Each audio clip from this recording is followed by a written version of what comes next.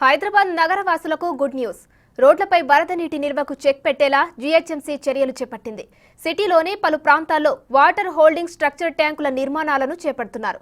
వర్షం పడిన వెంటనే క్షణాల్లో రెయిన్ వాటర్ రోడ్లపై నుంచి ఆ ట్యాంకుల్లోకి వెళ్తుంది. దీంతో ట్రాఫిక్ సమస్య తగ్గనుంది.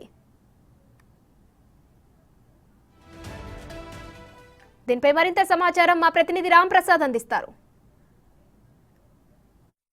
గ్రేటర్ హైదరాబాద్ వ్యాప్తంగా ఎడతెరపి లేకుండా కురుస్తున్నటువంటి భారీ వర్షాలకైతే హైదరాబాద్ ప్రాంతంలో పలు ప్రాంతాల్లో ప్రధాన రహదారులపై అయితే భారీగా వరద నీరు వచ్చేయడంతో పాటు కొద్దిసేపు కురిసినటువంటి వర్షానికే రోడ్లన్నీ కూడా జలమయమై నదులు సముద్రాలను తలపించే విధంగా కనిపిస్తున్నాయి.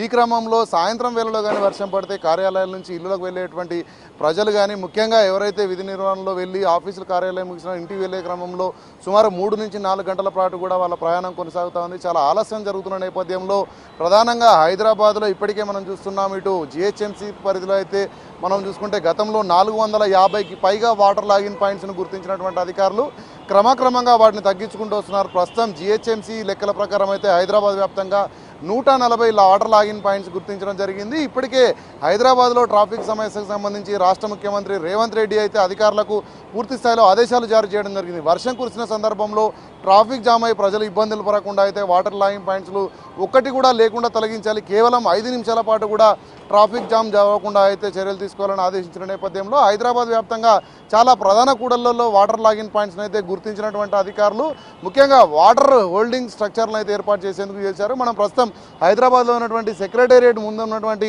వాటర్ హోల్డింగ్ స్ట్రక్చర్ దగ్గర అయితే మనం ఉన్నాం. చూడవచ్చు హైదరాబాద్లో ఇటు జిహెచ్ఎంసీతో పాటు హెచ్ఎండిఏ సంయుక్తంగా ఈ యొక్క కార్యక్రమానికి శ్రీకారం చుట్టిందని చెప్పవచ్చు. ఎందుకంటే వర్షం పడ్డ సమయంలో ఇటు ఎగువ నుంచి వస్తున్నటువంటి వాటర్ రోడ్లు ఎక్కడైతే అప్స్ అండ్ డౌన్స్ ఉంటాయో అక్కడ ఉన్నటువంటి వాటర్ అంతా కూడా ఎక్కడైతే డౌన్ ఏరియా ఉంటుందో అక్కడ వచ్చేసి వాటర్ స్టాగ్నేట్ అయ్యి అక్కడ ఉన్నటువంటి ప్రాంతంలో అయితే చాలా ఇబ్బందులు ఉన్నాయి. మనం ప్రస్తుతం ఉన్నటువంటి సెక్రటేరియట్ ఎదురుగా బస్టాండ్ ప్రాంతం ఏదైతే ఉందో వర్షం పడ్డ సమయంలో ఇక్కడ భారీగా వర్షం నీరు వచ్చేయడం కారణంగా ఇక్కడ బస్సులు ఎక్కాల్సినటువంటి ప్రజలు కూడా తీవ్ర ఇబ్బందులు పడినటువంటి ఘటనలు అయితే మనం గతంలో చూడడం జరిగింది. ఈ క్రమంలోనే ఇటు హెచ్ఎండిఏ కానీ ఇటు జిహెచ్ఎంసీ కానీ సంయుక్తంగా హైదరాబాద్ వ్యాప్తంగా మనకు ఏదైతే 30 సర్కిళ్ళు ఉన్నాయో 30 సర్కిళ్ళలో సుమారు 10 కోట్ల అంచనా బడ్జెట్ అయితే 50 ప్రాంతాల్లో కూడా ఇటు వాటర్ హోల్డింగ్ స్ట్రక్చర్స్ని ఏర్పాటు చేసేందుకు అయితే శ్రీకారం చుట్టింది. దాంట్లో ప్రస్తుతం మనం ఇక్కడ సెక్రటేరియట్ దగ్గర జరుగుతున్నటువంటి నిర్మాణాన్ని అయితే గమనించినట్లయితే ఇక్కడ ఏదైతే సెక్రటేరియట్ చుట్టూ ఉన్నటువంటి ప్రాంతాలు ఇటు ఎన్టీఆర్ పార్క్ సంబంధించి కానీ ఇటు నుంచి కానీ లేదంటే అటు ఎల్ఐసి ఆఫీస్ భవన్ నుంచి వచ్చేటువంటి వాటర్ మొత్తం కూడా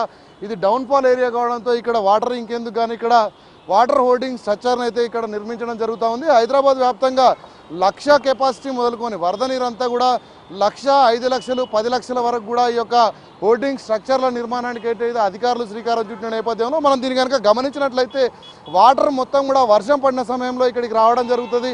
వాటర్ మొత్తం ఇక్కడ ఇంకిన అనంతరం 1,00,000 నుంచి 5 లక్షలు, 10 లక్షలు ఆ ప్రాంతంలో ఉన్నటువంటి వాటర్కి సంబంధించి మనం చూస్తున్నాం.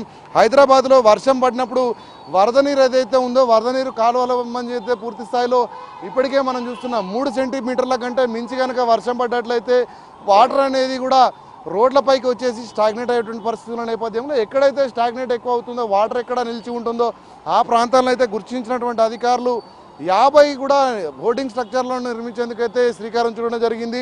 ఈ హోల్డింగ్ స్ట్రక్చర్లను 2 విధాలుగా ఉపయోగించుకుంది. ఒకటి వర్షం పడ్డప్పుడు వచ్చేటువంటి వాటర్ అంతా కూడా ఇక్కడ దీంట్లో హోల్డింగ్ స్ట్రక్చర్లో నిల్వ ఉండడంతో పాటు వర్షం తగ్గిన అనంతరం కూడా వీటిని భూగర్భ జలంలోకి అనుసంధానం చేస్తూ అంటే ఇక్కడ ఇంకే విధంగా కూడా ఇక్కడ అధికారులు 2 రకాలుగా ఉపయోగించుకునేందుకైతే చర్యలు చేపడతా ఉన్నారు. మనం ప్రస్తుతం కనుక ఈ స్ట్రక్చర్ని కనుక గమనించినట్లయితే ఇది మనకు స్క్వేర్ ఆకారంలో ఉన్నప్పటికీ కూడా దీంట్లో వాటర్ అనేది ఇంకడం జరుగుతుంది. అంతేకాకుండా ఇక్కడ స్టోర్ అవ్వడం తర్వాత వాటర్ కూడా ఇంకడం కారణంగా అయితే మనం చూస్తున్నాం. ఇటీవల కురిసినటువంటి వర్షాలకు హైదరాబాద్లో భూగర్భ జలాలు అయితే పూర్తి స్థాయిలో ఎక్కడ కూడా నీరు అందినటువంటి పరిస్థితి అయితే లేదు. కానీ వర్షం ద్వారా వచ్చినటువంటి ప్రతి చుక్క వాటర్ను కూడా ఇక్కడ ఈ యొక్క వాటర్ ఏదైతే హోల్డింగ్ స్ట్రక్చర్లు ఉన్నాయో వీటిలో నిల్వ చేసి అనంతరం భూగర్భ జలాల్లోకి ఇంకినట్లయితే ఇక్కడ సమీప ప్రాంతాలలో కూడా భూగర్భ జలాలు కూడా పూర్తి స్థాయిలో ఎల్లవేళలా ప్రజలకు అందుబాటులో నీరుండే విధంగా అయితే వీటిని తిరిగి సద్వినియోగం చేసుకునే విధంగా అయితే అధికారులు 2 రకాలుగా వీటిని ఆలోచన చేసి నిర్మిస్తూ ఉన్నారు. దీని అంతటిని కనుక చూసుకున్నట్లయితే రానున్న రోజుల్లో హైదరాబాద్లో ఏదైతే సమస్యాత్మక ప్రాంతాలు మనం ప్రస్తుతం ఇక్కడ